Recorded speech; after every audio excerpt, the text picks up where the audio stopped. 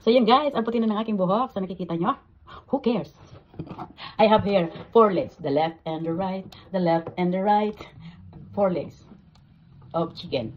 I brine this already. Any kind of meat you can brine it before you cook it. Any recipe will do, because it makes your meat more tender when you cook it and more tastier. That's all. That's my tip for today. So I'm going to debone this because I'm going to make this chicken honey.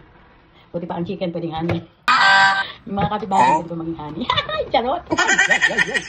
So we're going to start now. Ito kasi, may standby this. Ito yung pinakamura. Ito yung pinakamurang manok. So, nanghihinayang ako sa mga taba nito. Tatanggalin ko. I-debone ko lang siya. Kasi, we can cut that. So easy. I'm just gonna remove. Napakamura lang ng isang bag nito. Yung isang bag nito, I think it's 3 to 4 kilos. And it only costs like $7.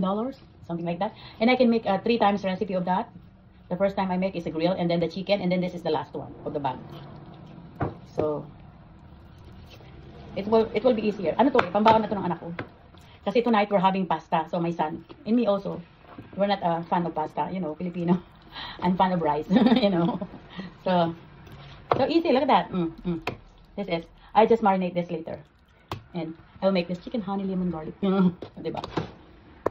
And let me show you the legs. The legs is a little bit easier also. I have the big knife, but it's fine.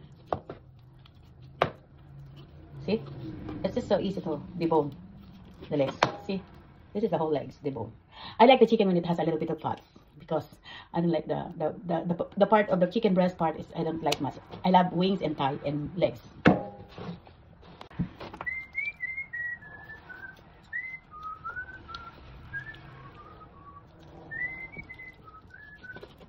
I'm not throwing this one. This is the butt. Chicken butt. See? It's so easy. Look at that.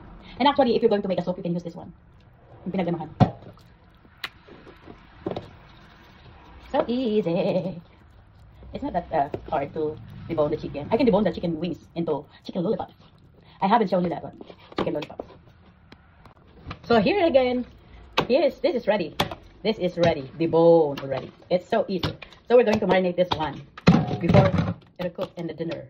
And the dinner, this is actually a dinner of my son only and me, because we're having pasta. And no, this is my son dinner and baon niya tomorrow. So we're gonna put some.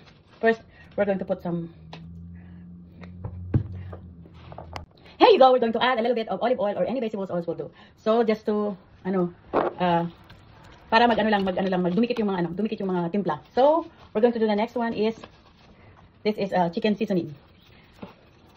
Chicken seasoning, yeah. And then we have lemon pepper. Lemon pepper. I love using lemon pepper because you don't have to add some lemon in it, and a little bit of salt only because this lemon pepper had already salt. And black pepper. I cannot squeeze it. My hands are so slippery. So slippery. I'll put it later. So we're going to put some paprika and salt. A little bit of salt only. Here you go. And garlic powder. And after cooking, that's the time I'm going to use the honey and lemon and sesame seeds for later. This is the black pepper. And we'll do the same in the back. Flip it up. Back. Check. Do the same in the back. Marinate for before you have your dinner and cook it in the air fryer. Here you go, marinate for a couple of hours before you cook it. So see you later, guys. So ito na ang nangyari, hindi ko na niluto sa air fryer kasi kukunti lang siya. Sabi ko okay na na-fried ko na lang siya. Pero it's okay, you can cook it in an air fryer anyway. But I decided to fry it so it'll be a little bit crispy. But you can make it in an air fryer, a little crispy already also. So we need lemon, garlic, and honey, and then black pepper. So yeah, look at that. You just slice it after you fry it. You just slice it. Slice it and then you saute the garlic, and then you can add the chicken. After you saute the garlic, you can add the chicken.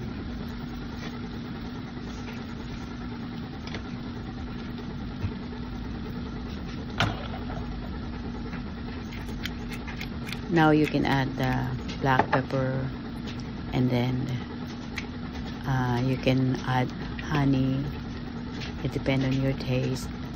can add honey, and then you can squeeze a little bit of lemon only, not too much, because it has already garlic lemon. Garlic, yeah, garlic lemon powder, like that. So ayan. So you just taste it. If it's depends on your taste, whether you like to add more soy sauce. But I add really the seasoning soy sauce a little bit only, and then more of honey, and then lemon. That's it. And you just have to cook it like 5 minutes. After cooking of that, it's done. And then you can sprinkle with sesame seeds. So this is ready for my son's lunch pack. This is his lunch pack. Thank you for watching.